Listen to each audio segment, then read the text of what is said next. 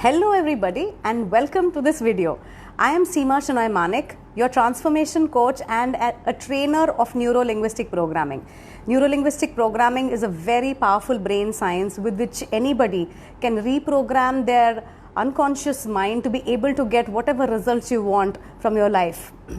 So how do phrases or some simple things that you may be saying, simple words that you may be saying, innocent words that you may be saying in your daily life influence your growth and stop you from growing in your life, stop you from becoming a powerful person?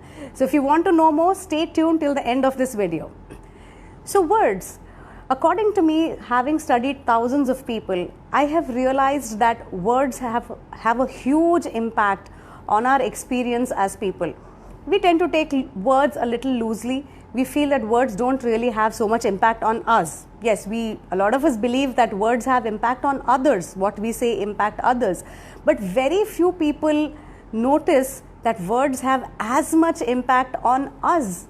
So why am I saying that? Have you ever come across this experiment where somebody placed two plants in their garden, and one plant was stroked and given a lot of love and really nice kind words were spoken to that tree, and the other one was cursed and doubted and called useless. The one that was cursed died, and the one that was praised, appreciated and loved thrived. Now you'll say, Seema, I know about these positive and negative words, but today I'm going to speak about some very specific words that I can guarantee that you may be using in your life that are stopping you today from growing. So what are those words? Let me get to the point now. Right? The first word which you may be using is I can't. Now again, it's easy to say, oh, I should not say I can't, I should say I can. But how many of us are actually transitioning from I can't to I can? Ask anybody to do something. Now I'm going to ask you, how about climbing Mount Everest in the next year, in 2021? Now if you are not a mountaineer already, you're going to say, no Seema, I can't, because how can I climb Mount Everest? You know, it's a very difficult task. But just think about this word, I can't. Why can't you? If you ask somebody, why don't you cook today? Say, I can't. Why don't you do so and so? I can't. Why don't you go to work? Because I can't. The word I can't shows that you have some kind of a disability that is stopping you from doing that. And in reality, if you have two hands and you have two legs and you're able to talk, you can do everything because you have no physical disability. You say, okay, why don't you work? Why don't you find a nanny for your child and go to work? Why don't you find some ways? No, Seema, I can't because my children need me. Now, whenever you say I can't, think about the power of this word. It is saying that you have absolutely no power whatsoever. When you need to speak up for yourself, when you need to take action, when you need to get things done in your life, if you're saying I can't, there is nothing to say after that. So whenever you catch yourself saying I can't, maybe say something like, how can I? Today you may not know that you positively can. I don't know if I can climb Mount Everest in the coming year, but I know that it's not that I can't. Maybe I can find a way. So the moment you say, how can I do this instead of I can't, all of a sudden you have taken the power back and you can now start looking for ways in which you can do what you today think you can't, right? So that's the first word, which is an extremely limiting word. Whenever you find yourself saying I can't, ask yourself, why not? I have everything intact in my physiology. I can think, I can act, so why can't I? And how can I do it? The second word is I should do this or I have to do this. Now this is another thing I have noticed in people. They will do a lot of things, but they look unhappy doing it. So I have to take care of my children. I have to go to work. I should be like this. I should never get angry. The moment you say I should do something, I should not do something, I must do something, or I have to do something, you are putting a lot of restrictions on yourself or on your life. Think about it. You do not have any freedom to do anything else the moment you say I should do something or I have to do something. How about replacing I should or I have to with I want to? I take care of my children because I want to. I go to work because I want to. I speak up for myself because I want to. I ignore certain things in my life because I want to. The moment you say I want to, you're giving yourself a lot of choice. The moment the word I should, nobody likes rules and regulations, and it works exactly on us the same way as it works on others. If you tell somebody else, you should do this, you have to do this, they say, why should I do it? It feels like a rule, like a restriction, and nobody likes rules and restrictions. Similarly, if you say that to yourself as well, that I have to do, I'm doing it because I have to do it, I should do it, it's going to give you a feeling of being trapped. Instead, if you say, I want to do this, and that is why I'm doing what I'm doing, it suddenly gives you a sense of control. So the first word, I can't, takes away your power. Say, how can I do this? To take back your power. The second word, I should or I have to, it makes you feel restricted. Instead of I have to, I should, replace it by the words I want to. Now the third word that you must avoid, or third set of words you must avoid, are words that take away your certainty. Words like maybe, probably, it's possible, right? So I ask somebody when I'm coaching them, okay, if you exercise daily for the next 1 month, what do you think is going to happen? How are you going to feel? And they say, maybe I'm going to feel a little better or probably I will get a little fitter.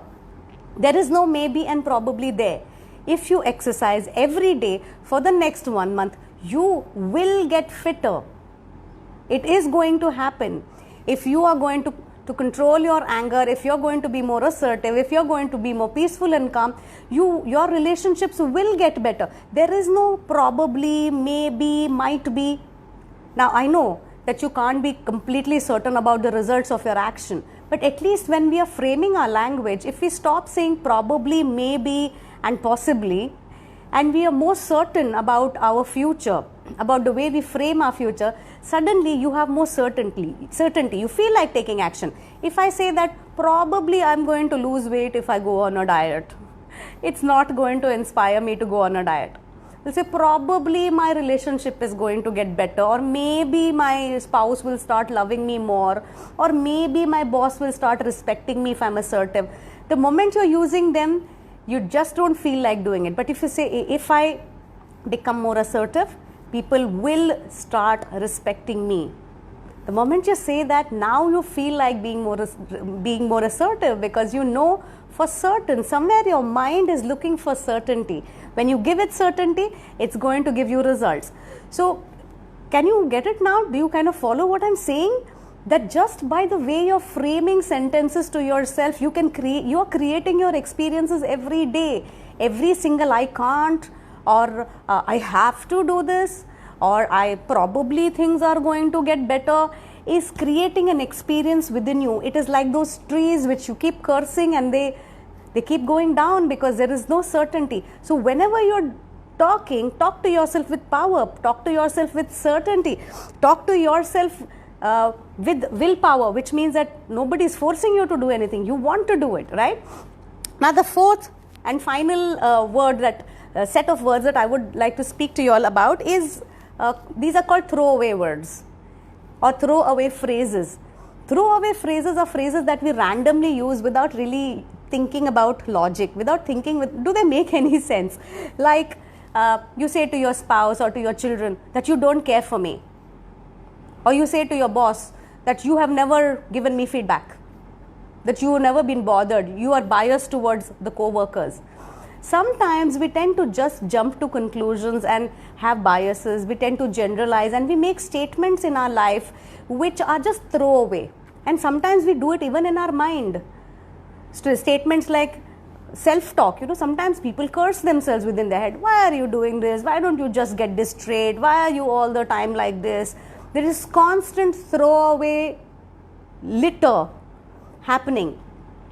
So whenever you catch yourself making phrases, and folks, if you are agreeing with what I'm saying and you're finding what I'm saying useful, please type in a yes in the comment section so that you can too start doing all these things in your life. And yes, give lots of love, lots of hearts.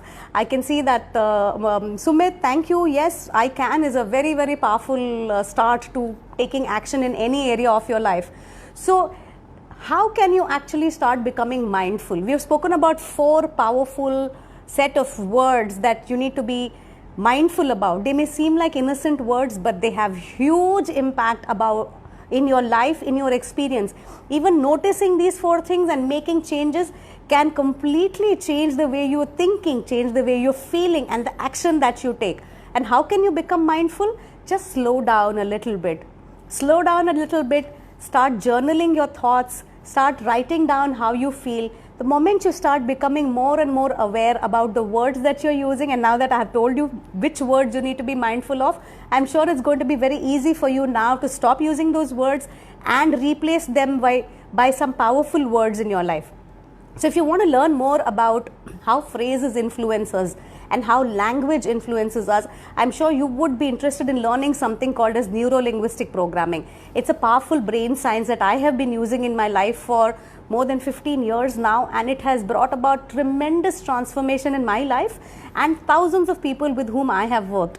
So the good news is that I have started doing the NLP Practitioner Certification Workshop online now. I've already started the first batch and it's going tremendously well.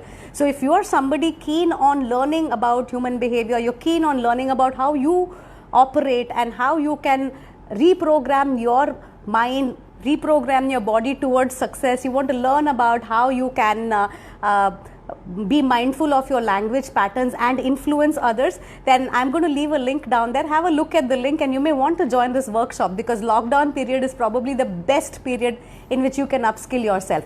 And please type in your questions below if you have any, suggest topics that you may want me to make videos going forward, and I'm going to see you all very soon in another video. Thank you for joining me today, and stay powerful and speak powerfully. See you all very soon. Bye-bye.